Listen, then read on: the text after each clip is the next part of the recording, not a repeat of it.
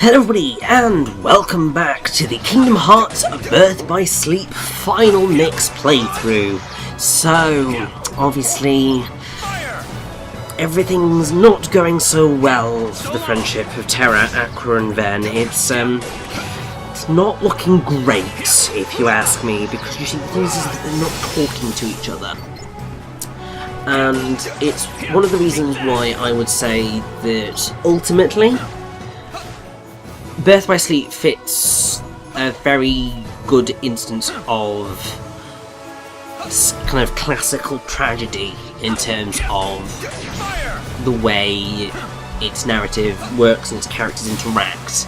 Because one of the big things in terms of literary tragedies anyway is a lack of communication between characters. So you end up with situations where certain characters know certain things, but they just don't convey that. And while it would be logical for them to talk through some of these things, they don't, because of various reasons. Like they think they're protecting someone by not saying anything, or it's that they don't feel they can say anything, or they don't think it's their place to say anything. And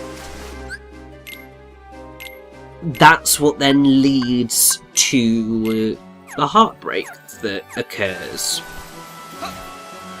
Because if you don't communicate, you're never going to get anywhere. And really, as I'm trying to make this jump, knowing full well I actually cannot make that jump unless I'm using the likes of Sliding Dash, I should have just gone down and used the fountain, which is going to allow me to jump all the way up here, but hey! I don't always make the smartest decisions in terms of making any progress, and I got terrified. I was just like, don't you dare! I want that sticker, and to get that sticker I am going to use Sliding Dash. I just ended up completely missing. I would have been better off waiting until later on in the game, when I got a thing called Sonic Impact, and I have no idea what that noise was just then.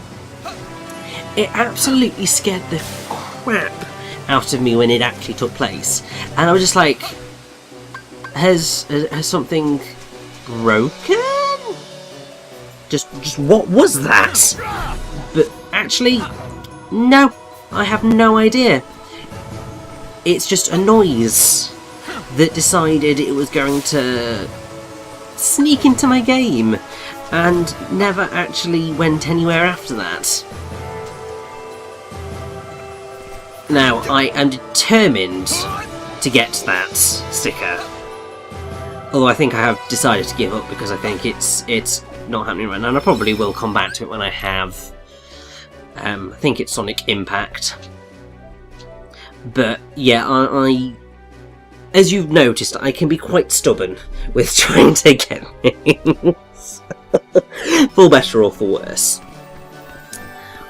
I like making sure that I leap through the air as best as possible. But hey, now, you may think that we've not got actually that far to go with the rest of Radiant Garden, but no, we actually do. Because, one, we've got quite a bit of levelling up to do, because, I mean, like, really, we've got a rather challenging boss fight, which is about to come up. If you thought Trinity Armor was bad, this next fight is going to really skew you up, because it's easily the most technical fight in the game, and it's not one that Terra is best equipped for. And it can be really frustrating. Like, I am pretty sure it did take me numerous tries. There are a few fights where this was the case, but this is one of the ones that I remember when I first played the game, and actually recording it even now, it gives me trouble. And it is because it is a much more technical fight than most of the other fights in the Kingdom Hearts franchise. And it's one of those things where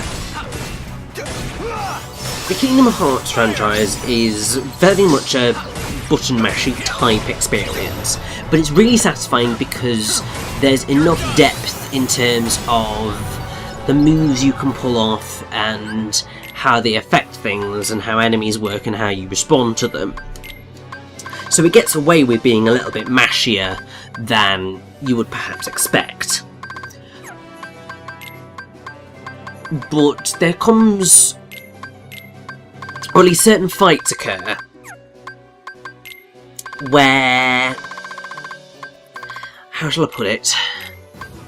There's certain fights that happen where doing that normal button mashy strategy just bites you in the ass. And really, this is one of them. It can be a nightmare if you're not ready.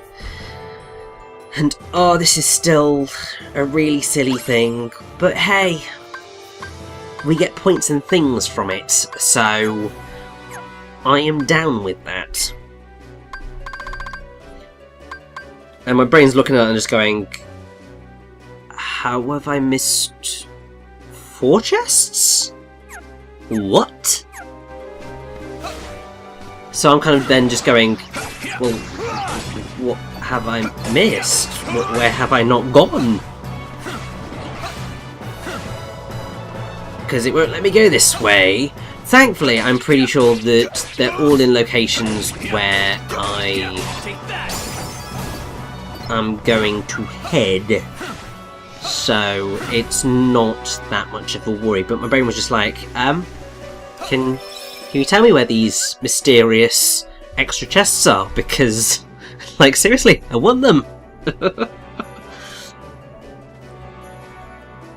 It's one of those things where the collector in me goes a little bit nuts. It's why when I start playing games that have got a very big collectathon-esque element to them, it's where I have to make the decision of, do I want to go for 100% in this because I know in my head I want to do it, but then I know in my soul that in certain instances it's not going to happen because there's physically too much to deal with.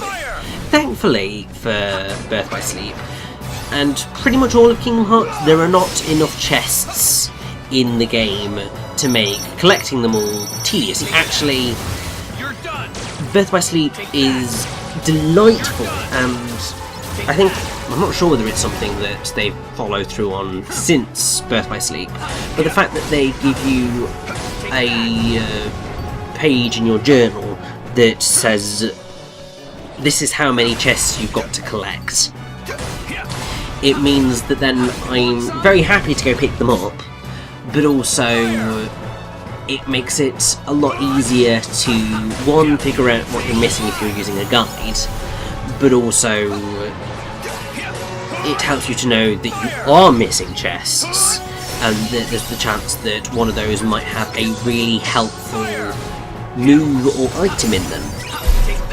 And it's one of the updates to Birth by Sleep, well, one of the things that Birth by Sleep introduced that I really liked.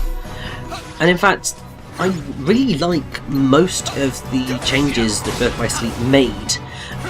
I will say also that this HD rendering, so in both its original 2.5 HD remix version and its PS4 HD remix version, it's a lot more, well, I mean, it was always fun to play, but it's a lot easier to play because on the original PSP you didn't have a second analog stick, so your camera was done using the shoulder buttons, which is also, which is obviously always a bit of a nightmare to do. So being able to move the camera around with that right analog stick is a godsend and really does make everything a lot more fluid. And it's one of the reasons why I'm also quite excited to eventually replay Dream Not Distance on 2.8 Final Chapter Prologue, because that game had similar issues. It was a bit more fluid because the game was structured in a way that the camera for the most part, responded well to the locations you were in and moved quick enough for you to be able to see everything.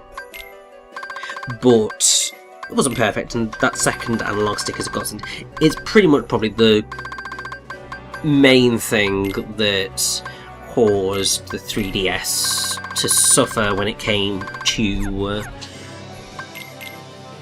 more typical 3D games, because you couldn't control the camera in a way that most people would expect to. And we all get a little bit finicky and go into little hissy fits when things like that occur. Now, as you can see, I'm fitting myself out with some more long distance moves.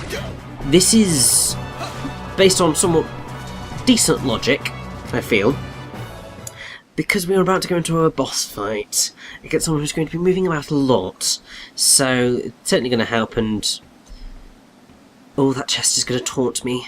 It really, really is. Oh god, you monsters.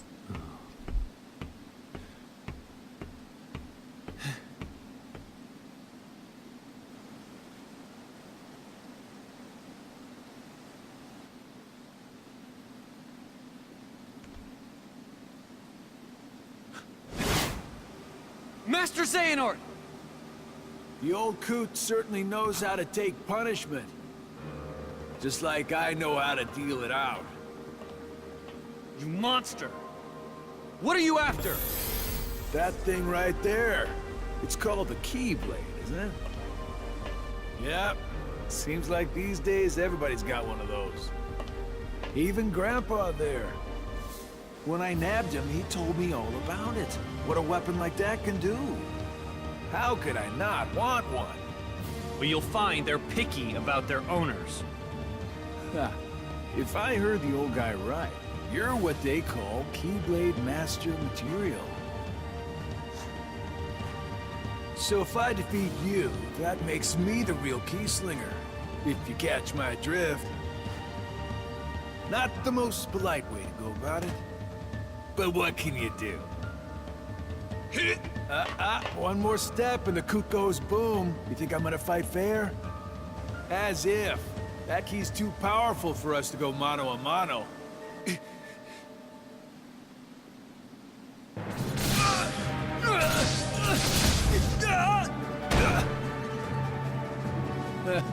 For a Keyblade Master, you're not very... what's the word? Good. What are you doing, Terra? Fight!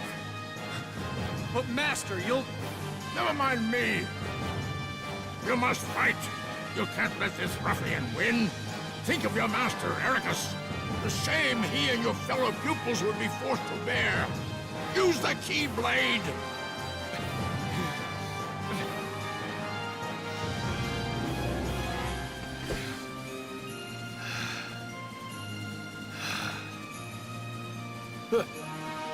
So much for the bluff. So, we get to fight Braig. Obviously, this is the human form of Xigbar before he became a nobody, and yeah, he's a nightmare. So, pretty much the key is reflect these back at him and then pray. Because you are definitely going to be wanting to make sure you're blocking throughout this fight, because Braig is going to be using a lot of maneuvers at you, and if you're not blocking his attacks, you'll damn well better be sliding out the way of them, because he is very, very persistent. And then he does moves like this, where he just obliterates you with lasers. I've always struggled with the Braig fights and the Xigbar fights, and as I said, with Terra he's even more difficult, because Terra's block only goes one way. Thankfully, doing things like shot locks can really help. I mean, shot locks are pretty much your get out of jail free cards in terms of causing damage to bosses, but hey, it's an option provided to us, so you damn well should take it. Now, as with his Kingdom Hearts 2 variant, when he was Xigbar, his reticule whenever he goes into that sniping mode was changed. Because initially it was very much in that typical sniper view look that, you know, since Disney guns, child-friendly persona, shall we say, that they are meant to have. That was changed, so instead of the crosshairs you ended up with the violet dots. Which I suppose sort of makes sense because his crossbows, well, his arrow guns as they're called, are more magical, so it kind of makes sense, and the shots they fire are purple, so hey, I'm not going to complain too much on that. But yes, at this point it's just like, just die, don't kill me, please, I can't be dealing with this again. But thankfully that shot did him in, and I can breathe easy knowing that Terra never has to face that fight again. Whew!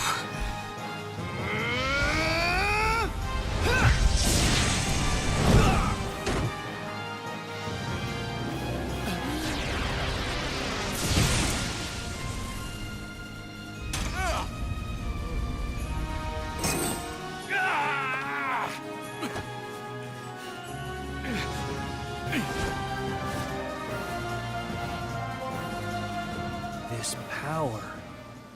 Well done, Terra.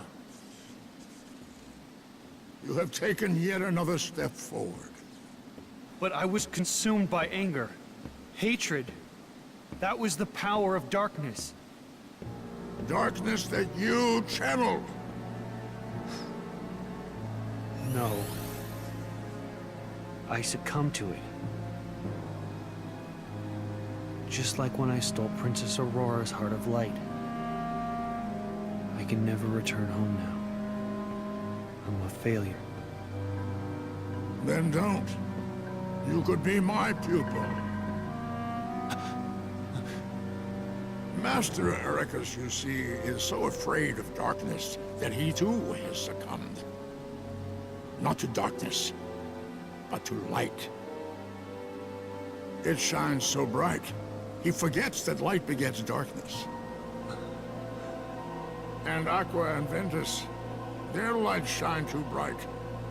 It is only natural that they cast shadows on your heart. Ericus is such a fool. Light and darkness, they are a balance. One that must always be maintained. Terra, you are the one who shows the true mark of mastery, but he refuses to see it.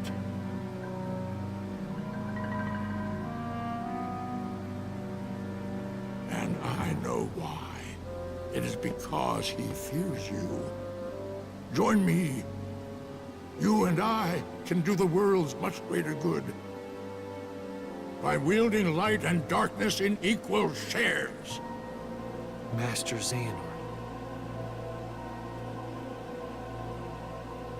See more worlds. Seek out the darkness that upsets the balance. Find Vanitas and bring an end to him. Master Terra.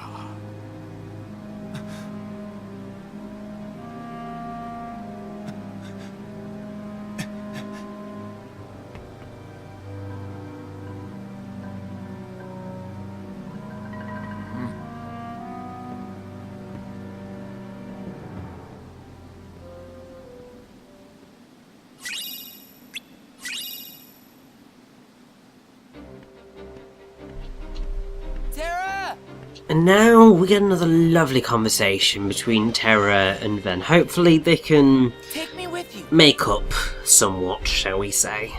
I can't do that, Ven. Why not? When I really need you, Ven, I know you'll be there. Well, why wouldn't I? You're my friend. Yeah. You're right. Thanks, Ven.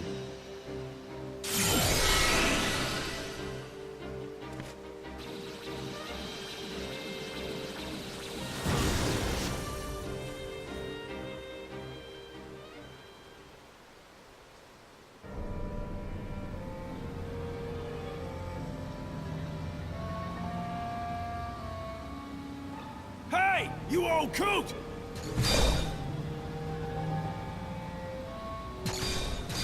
You said I wouldn't get hurt! I didn't sign up to be collateral damage! No way! As if!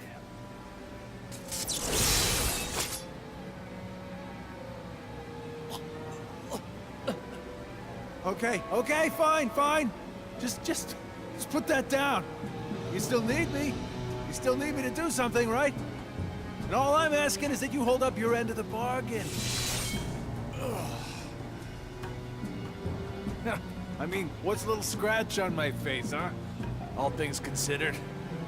I'm just lucky you didn't steal my heart like Princess whatever it was. That would have ruined my week for sure. Unlikely. A powerful light still lives inside of Terra. You see, people like him, they don't have the power to steal hearts. So wait, you mean he's not the one who stole her heart?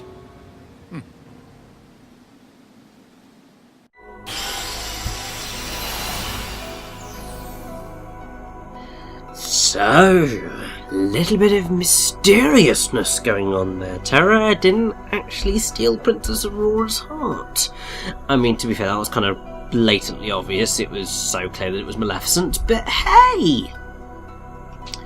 Anyway, we have unlocked the next set of worlds. We have another trio, which is going to be very exciting. Before we do that, we've still got some extras to find. Namely, we've got chests that I want to pick up. Also this, which I would like to have a look at, because I'm always intrigued by these unversed challenges.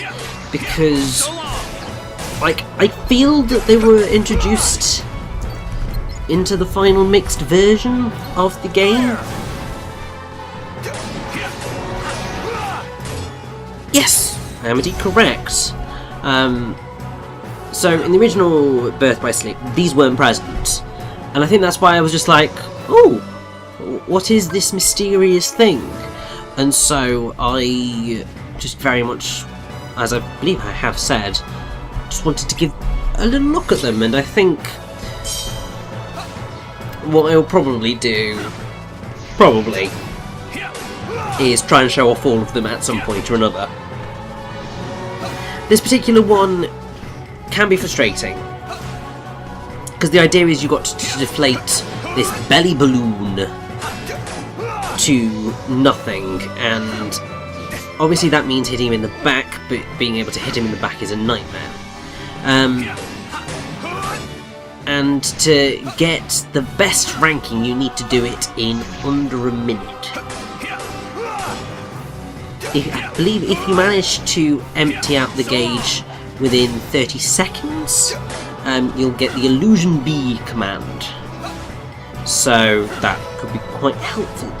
And the idea is, if you have Terra, use Ventus's fully leveled up D-Link, and that's because haste will allow you to get around him a lot quicker and deal with him in that fashion.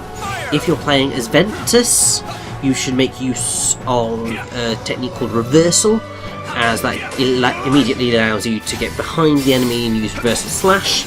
And if you're playing as Aqua, you can use moves like Triple Faraga and Triple Blizzaga to attack him from behind, which should kill him a lot quicker. As you can see, I have already gone past a minute, so I'm not getting anything out of this. If I can get him beaten before the 2-minute marker, I will be happy.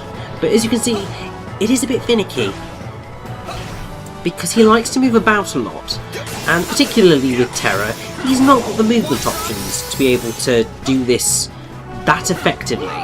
Thankfully, when you get him down to this point, he's pretty easy to defeat. It's just when he's big, getting around him is a nightmare. But there we go, that's how that one works. But as you can see, didn't go hugely well, and I couldn't be bothered to do anything else.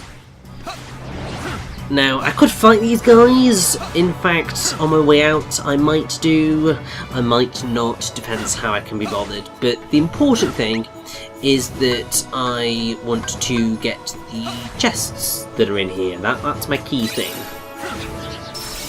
And since I've actually got some enemies here, I decided, you know what, I'm actually going to use the Ventus D-Link.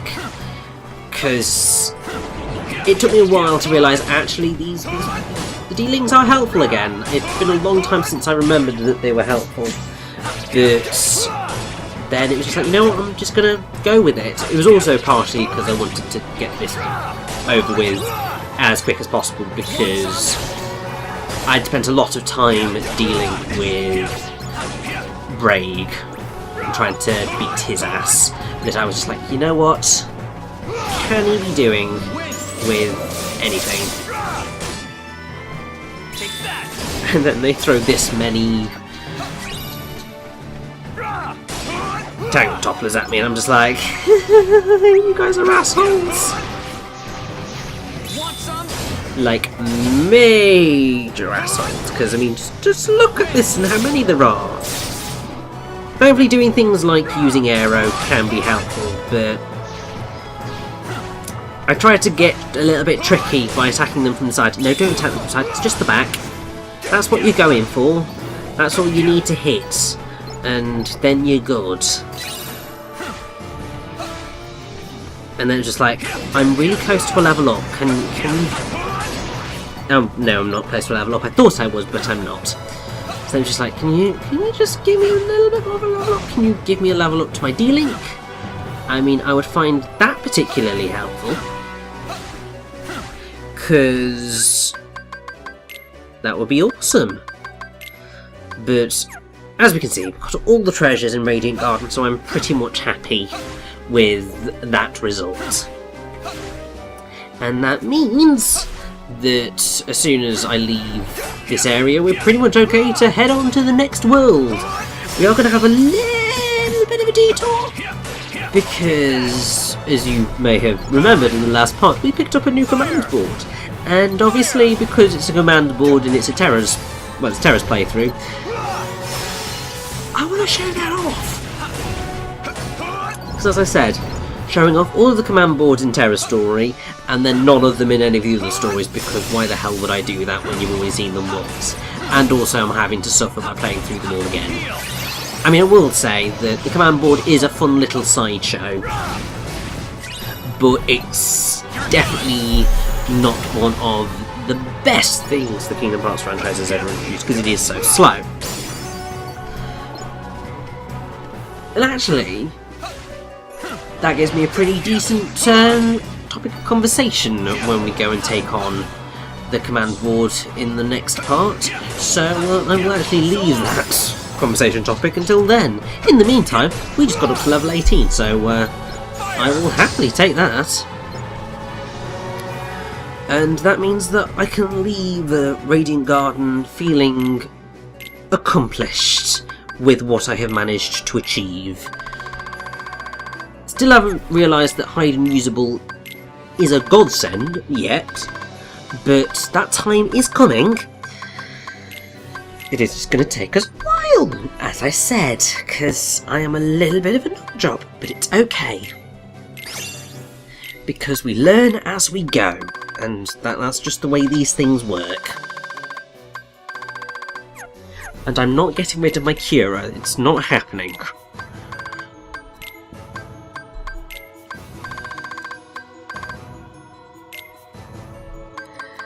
So, with that all sorted, I believe it is time for us to leave the Radiant Garden for the time being, and head on to the second half of Terra's story. And as soon as we get to the save point, now's the time to head off. Yay!